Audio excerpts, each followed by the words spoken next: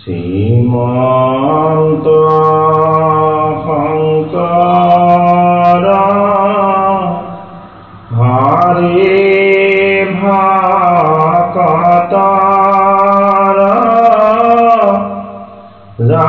জালাগেন কল্প তরু তাহান্ত বিনাই নাই নাই নাই আমার পরম গুরু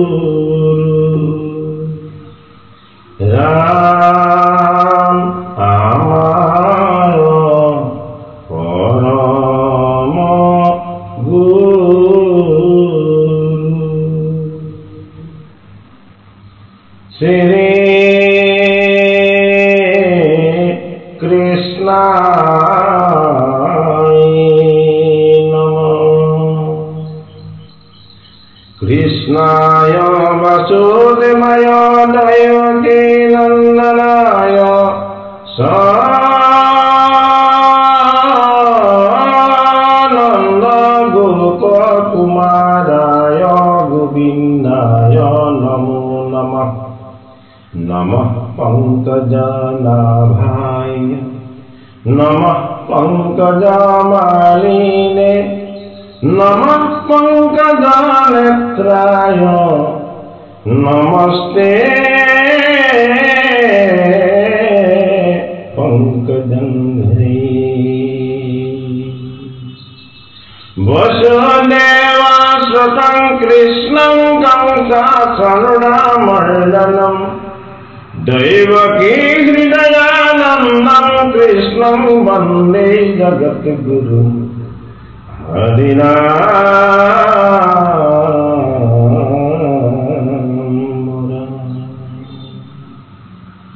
মুখং কरोति वाचालं पंगुलंगायते गिरिं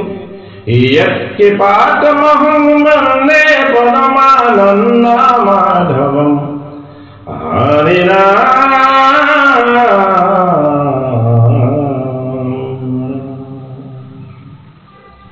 হে কৃপালু প্ৰাগদণ্ড বাই সমস্ত আমি আপোনাসৱৰ চৰণত সেৱা জনাইছো। আজি আমি পাঠ বিশ্লেষণ আগবঢ়াবলৈ লৈছো কীৰ্তন শাস্ত্ৰৰ প্ৰহ্লাদ চৰিত্ৰৰ অষ্টাদশ কীৰ্তন ঘোষা। হে হৰি ৰাম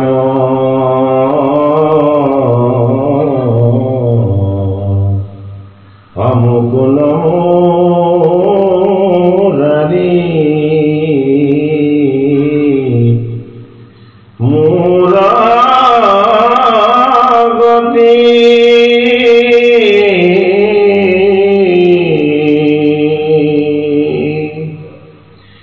কৃষ্ণ কৃপা করা প্রভু রাহির ধূপতি। হরে রাম মুকুন্দ মুরারি মোরগতি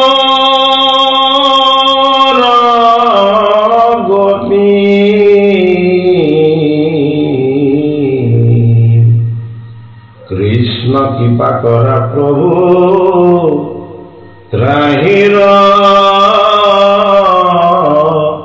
ধূপতি। পদ আদানব পুরন্তে যে আসে দেখি খঙ্গে নর হিংহে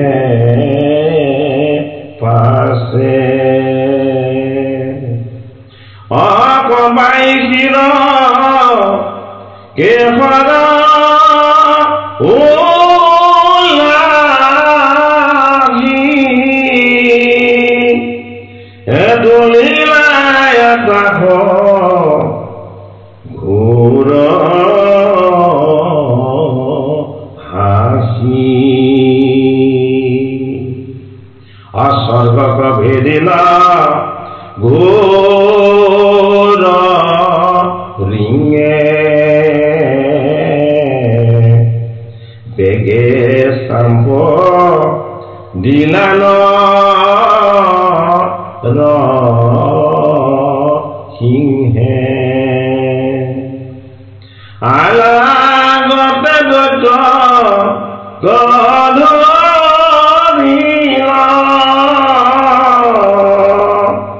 ও নাহি মাত চেতন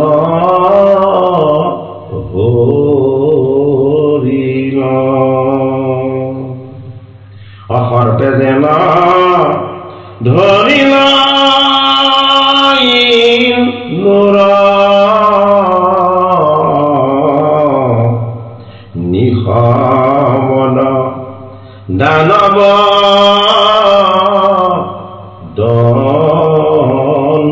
ধুদুৰ এ খান্দিমাক লাগি দে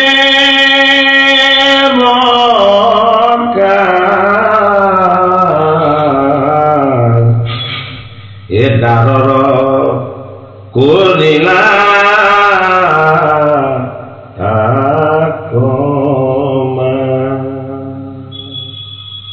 অচিত কৰি উৰুক ধাপিলা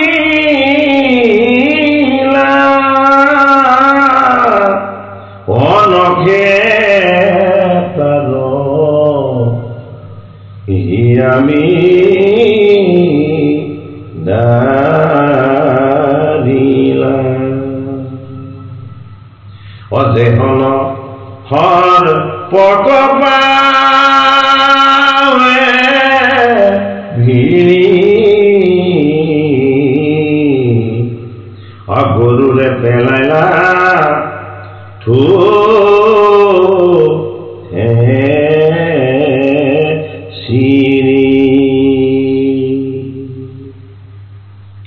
অষ্টাদশ কীৰ্তন ভাগত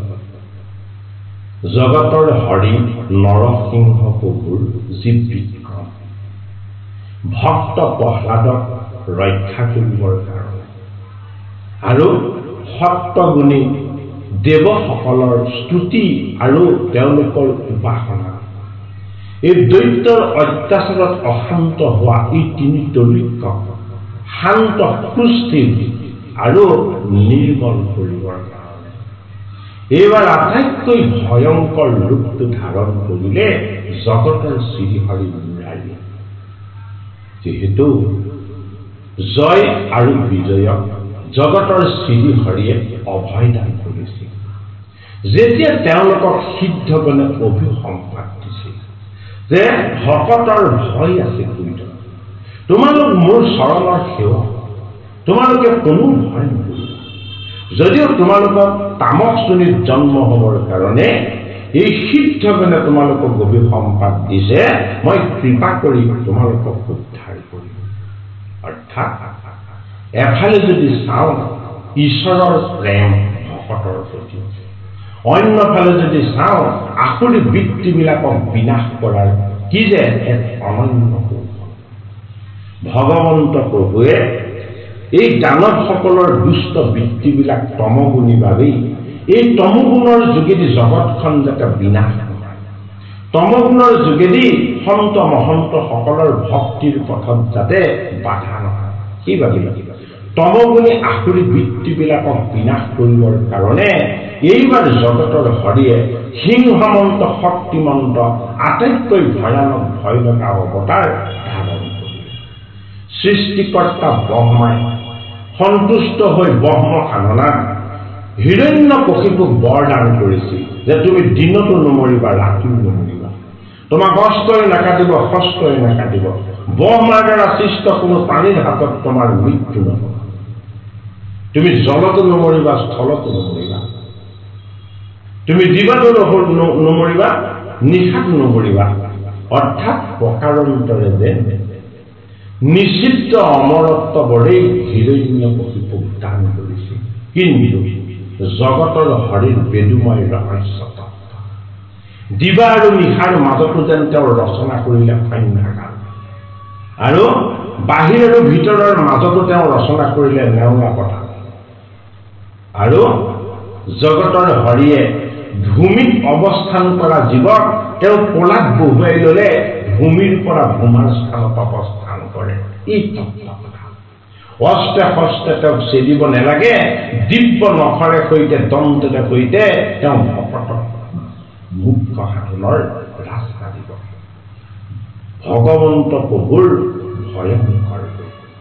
যি ভয় লগা ৰূপ দেখি দেৱতাসকলেও ভীতিগ্ৰস্ত হৈছে তিনি দৈত্য কম প্ৰমাণ হৈছে সেইজন জগতৰ হৰিৰ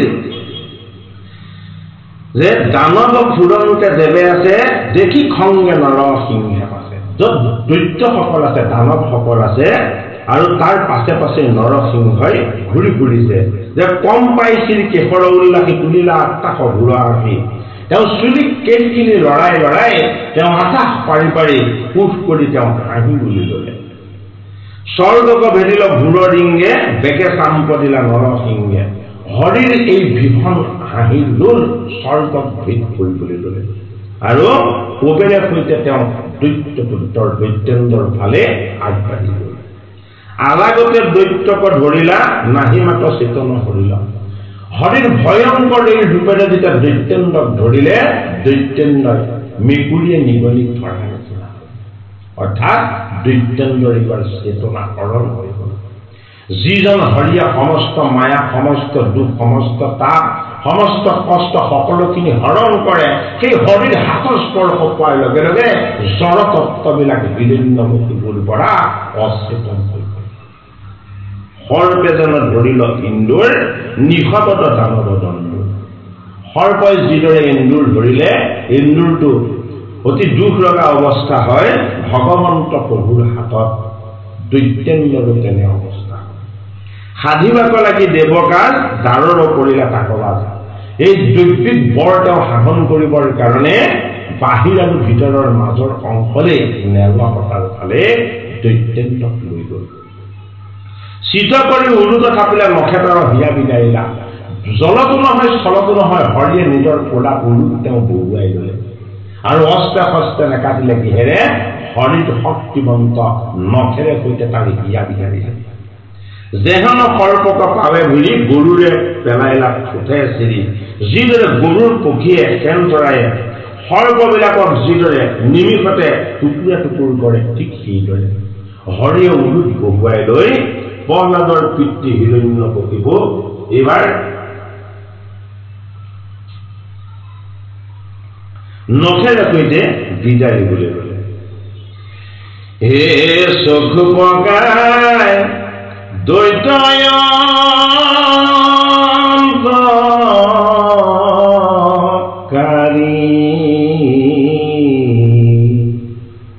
অচেলে কন্দ জিহ্বায়ে কৱাৰি অৰুধিৰে দি গিধনে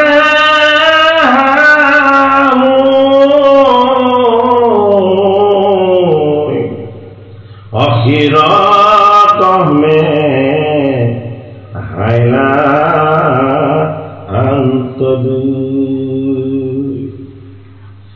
দেখি দৈত কটকে কি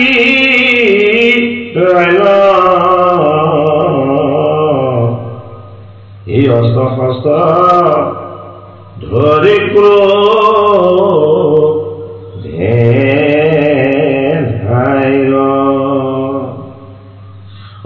নিজিঙে পেলাই ল দৈতে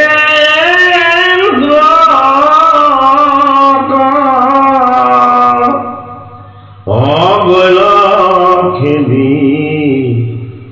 দানৱ গণক একাকো নখে কৰি দুই চিৰ অটুকৰে চিন দিলাকা ৰুহিৰ একাকো বুৰে মাৰি ঘৰা কাটি অসিংহৰিল দানৱ অদাতি অদৈগদিনী তেজিলা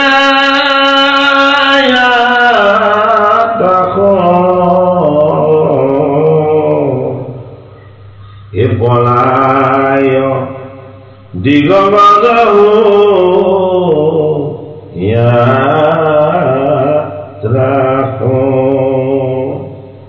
এ জংকাৰন্দে হিৰণ কি হৰ পৌৰায় সবে বিমান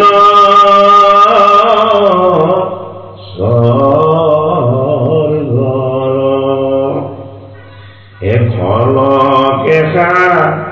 গৰকা লাগি অবেগত পৰ বতপ ৰে ভাগি অনিসিংহৰ চৰণ গতি এ তলবল কৰে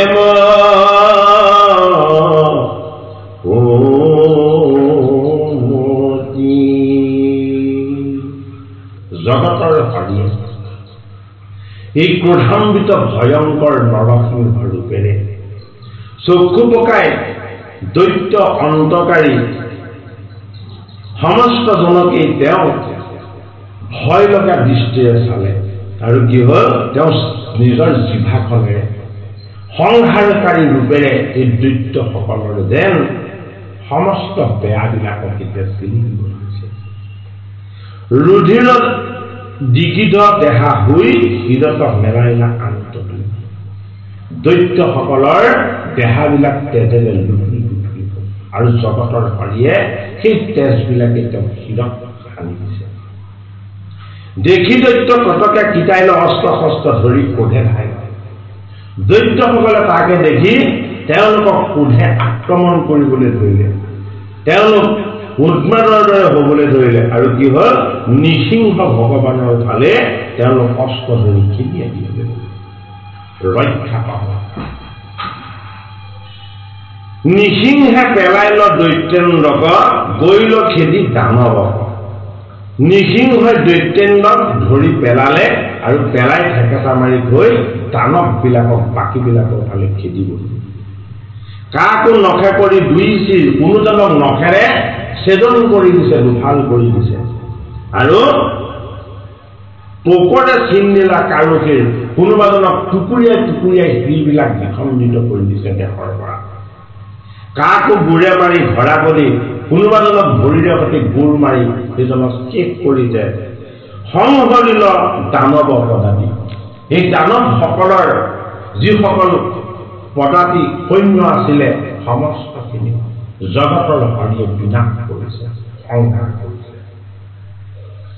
দৈত্য যিনি তেজিলা আকাশ পলাই দিগগজ হৈয়া ত্ৰাস দৈত্যসকলক জয় কৰি দৈত্যসকলক বিনাশ কৰি জগতৰ হৰিয়ে যেতিয়া আকাশ পাৰিবলৈ ধৰিলে অস্ত দিগগজে ভয়ত কম্পমান জংকাৰন্তে শিৰৰ কেশৰ উৰায় সবে বিমান স্বৰ্গ তেওঁ কেশৰ শিৰৰ কেশৰ বা চুলি যেতিয়া তেওঁ জোকাৰি দিবলৈ ল'লে বিমানবিলাক স্বৰ্গৰ ফালে বতাহৰ ফলত ধাৱমান হ'বলৈ ল'লে হলকে সাগৰ চাহ লাগি বেগত পৰ্বত পৰে তেওঁ ভৰিৰ জাম্পত বা তেওঁ ক্ৰোধত সমুদ্ৰ তলবল কৰিবলৈ লৈছে আৰু তেওঁ পদৰ ঘৰত পৰ্বতবিলাক ভাগি পৰিবলৈ লৈছে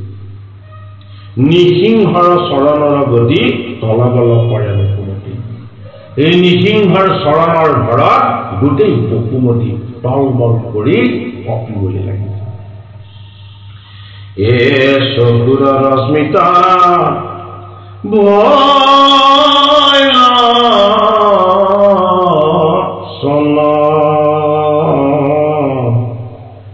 নিষ্প্ৰভ কম শ্ৰেগ্ৰ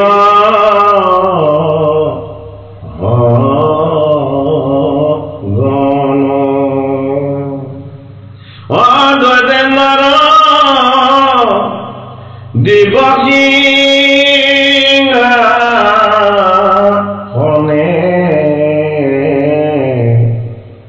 অবশীল নিসিংহ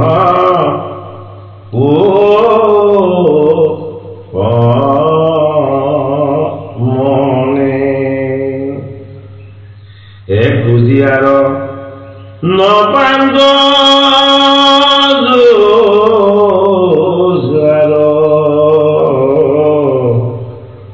এক ক্ৰোধে মুখ দেখিয়া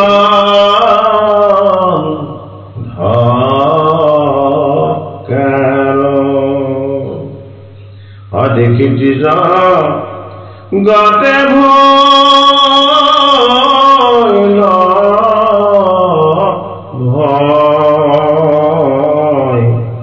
এ আজি শুনো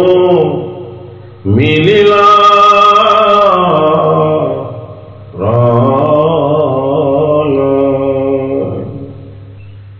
অশুনি পাছে দৈতৰ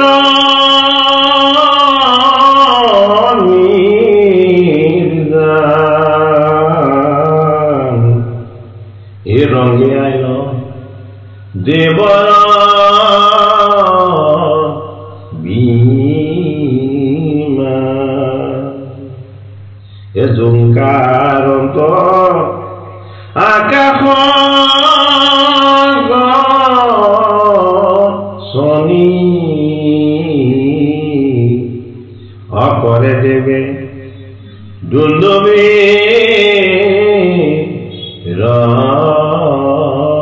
ধনী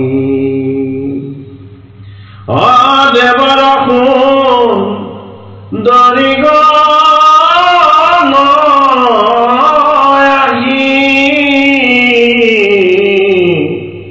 এ পুষ্পবৰী সন্দহা হাসি এ প্ৰধান ধৰ্মেগী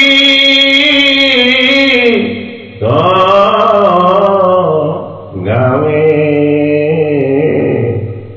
অবিদ্যা ধৰে মৃদঙ্গ বজাৱে অবেচৰা গণে কৰে নিত্য এ ভৈৰণ নদী এ ভৈৰণ ততলি দশে কি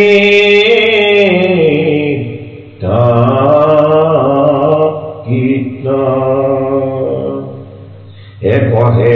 কৃষ্ণ কিংকৰ শংকৰে এ ভোলা হৰি হৰি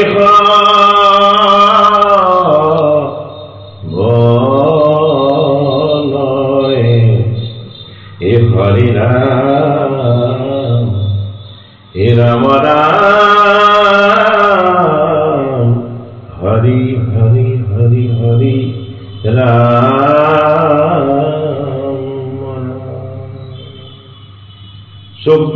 চকুৰ ৰশ্মি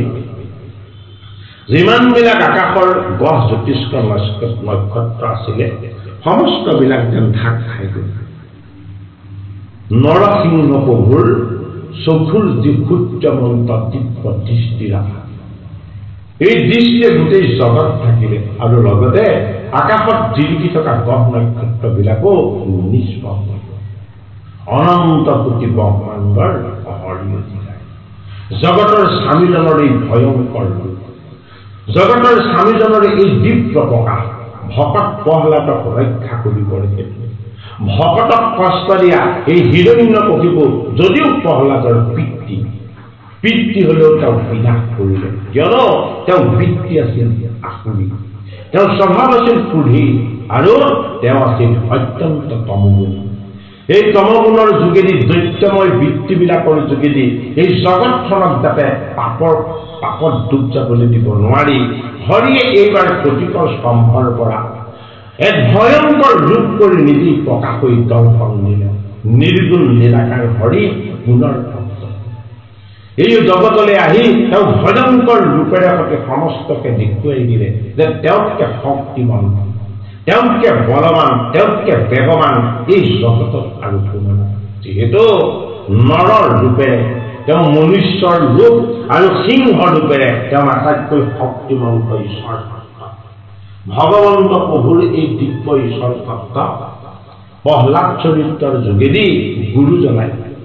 আমাক হৰিৰ নিৰ্মল ভকতিৰ ভাগ দান কৰিব বিচাৰিছে দৈত্যেন্দ্ৰৰ দিব্য সিংহাসনে বখিল নিসিংহ প্ৰেমৰে দৈত্যেন্দ্ৰৰ যি দিব্য সিংহাসন আছিলে এই দিব্য সিংহাসনত জগতৰ হৰি নৰসিংহ প্ৰভুৱে অতি ক্ৰোধান্বিত হৈ অৱস্থান কৰিলে কি পৰিলেগে খুজিয়াৰ নাপান্ত যুঁজাৰ ক্ৰোধমুখ দেখি অন্ধকাৰ আৰু বেলেগ দৈত্য আৰু তেওঁলোকক যুদ্ধ কৰিবলৈ কোনোবা আহে নেকি তেওঁ অপেক্ষা কৰিলে কিন্তু কোনো নাই কি হ'ল তেওঁ ক্ৰোধত মুখখন এইবাৰ অতি ভয় লগা আৰু অন্ধকাৰ আন্ধাৰ যেন দেখা গৈছে দেখি নিজগত ভৈল ভয় আজি জনো মিলয় নকলা ত্ৰিজগত অৰ্থাৎ স্বৰ্গ মৰ্ত্য পাতাল এই তিনি ত্ৰৈলোক্যতে তেওঁ এই অৱতাৰত প্ৰভাৱ পৰিছে আৰু সমস্ত দেৱতা আৰু সিদ্ধ কিন্নৰ চাৰণ সমস্তই ভীতিগ্ৰস্ত হৈছে শুনি পাছে দৈত্যৰ নিৰ্জান ৰংগাইল দেৱৰ বিমান এই দৈত্যসকলৰ বিনাশ হ'ল বুলি যেতিয়াই গম পালে তেতিয়াই দেৱতাসকলে বিমান লৈ আনন্দৰে আহি তাত পালে জুংকাৰন্ত আকাশক চানি পৰে দেৱ দুন্দু বিধান আকাশখন দেৱতাৰ বিমানৰ জংকাৰত কঁপিবলৈ ল'লে আৰু তেওঁলোকে দেৱ দুন্দু বজাবলৈ ল'লে হৰিৰ জয় প্ৰভুৰ জয় দেৱৰ সুন্দৰীগণ আহি পুষ্প বুলি সন্ত নাহি দেৱৰ দিব্য নাৰীসকলে হাতত পুষ্প লৈ নিষ্পৃহ ভাৱেৰে হৰিৰ চৰণৰ ফালে পুষ্প বৃষ্টি কৰিবলৈ ল'লে প্ৰধান গন্ধৰ্ব গীত গাৱে বিদ্যাধৰে মৃদংগ বজায় প্ৰধান গন্ধৰ্বসকলে হৰিৰ গুণ গাবলৈ ল'লে আৰু